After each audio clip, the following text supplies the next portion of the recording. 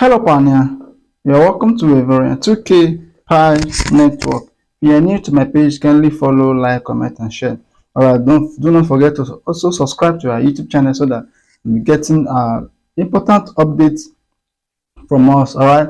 So now, please, for those who are actually complaining Pi is a scam or Pi will not amount to any value in the nearest future, this video that you're about to watch is for you. Alright, please kindly watch this video to the end to see that Pi is not just a cryptocurrency. Alright, it's not just a crypto. Pi is a digital currency that's going to be used all over the world. And this podcast by Dr. Nickolas has simply tests everything about Pi network. Alright, so please, if you are a newbie on Pi network, this video is actually for you. Also, if you are old pioneer, also make sure you're listening to this Dr. Nickolas interview.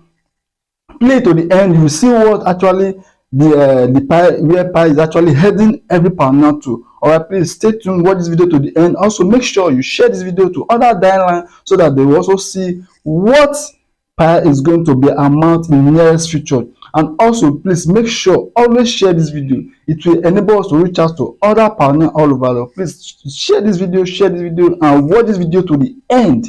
You will see what Pi is going to be in the nearest future. Alright, guys, have a nice day. Please stay tuned and watch this video to the end.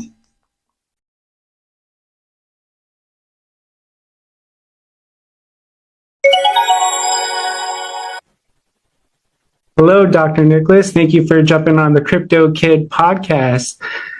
So, what's your background and how did you get into cryptocurrency? Hi, and thanks for having me. I was actually involved in the space before even the invention of Bitcoin, and that was actually due to my research interests at the university. So I'm a computer scientist. I did my PhD and postdoc at Stanford University, and my interests are in distributed systems, which is essentially what a blockchain is. The precursor to blockchain existed many years before, and social computing, which is related to human-computer interaction and crowdsourcing. So, as part of my master's thesis, I created a framework for writing smart contracts on fault-tolerant distributed systems. And of course, back then it wasn't called smart contracts and it wasn't called the blockchain, but it was similar concepts. And then, as part of my postdoc, I introduced and taught a class at Stanford University at the computer science department there, the CS359B, which was teaching students how to design decentralized applications on blockchain.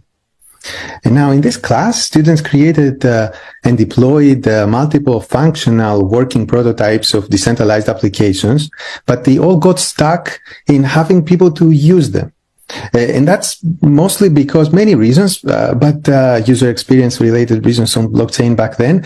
But one core blocking point was that before anyone can use any of those apps, they needed to acquire cryptocurrency to pay for the gas fees.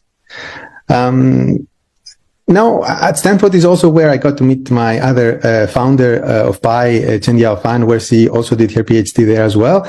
And it's our academic career and personal interests that is what truly led to create the Pi network, which we founded at the end of 2018. That's pretty cool. And hey, I got a chance to watch a lecture of yours on YouTube. You explaining how blockchain technology works. There's just so much to learn about it. And I really appreciate you taking on that challenge in developing young minds to get involved with the future, especially something that has to do with money governance and law later on down. Yeah, thanks for saying this. I really try, when I try to explain something, I try to look at what is the audience. So when I am teaching to CS students, the audience is more technical, but when I'm trying to explain something that is for the general population, I'm trying to start from really ground zero. Keep pushing, man. You're doing a great job. Now, we're going to talk about Pi Network. And what is unique about Pi Network compared to other blockchains coming out and other cryptocurrencies? What makes you guys different? Yeah, so Pi Network is essentially a massive open community with over 35 million engaged members. And this community is powered by Pi, which is the world's most widely distributed cryptocurrency. So this platform that we're putting together is essentially creating a robust, especially accessible ecosystem for three types of people: for users, for developers who are building apps, and for merchants who are using apps. And that's pretty impressive, I would say. How did you get that many people involved into the Pi network in itself? Just, I can't wrap my mind around it. It's amazing. Yeah, so it's about being clear on the value propositions and trying to create a true utility, trying to provide a safe and fair ecosystem for everyone. So essentially, it's about being simple to use, simple to develop, accessible, basically no financial or technical barriers to begin, and creating network effects. All right. Now, what is your target audience for Pi Network? Right, that's a very good question. So I think that in order for us to create anything that is that achieves mass adoption, and I think that's what the blockchain industry needs as a whole, and we all would like to collaborate on this. In order for the blockchain industry to achieve mass adoption, we shouldn't be only focusing on one small audience, like one specific segment. We should focus on everyday people. It's good and it's easy to get excited, a small group of tech enthusiasts or crypto people. And of course, it's necessary to begin from somewhere. We can begin from there, but we need to create interfaces that are accessible by everyone. So I would say, everyone, even our parents and our kids and Believe me, I've been trying, and my mom and dad they think I'm crazy. They really do. They're just like, go get a job, start working, and which I do, but I'm just like, but this is the future, mom and dad, you should get into it, especially while it's cheap. And it's just, they can't wrap their mind around it. They're just, you should send them a Pi invitation code and do the experiment to tell us if they will manage to do it. Oh, I definitely will. Send it over, and that challenge is on. All right.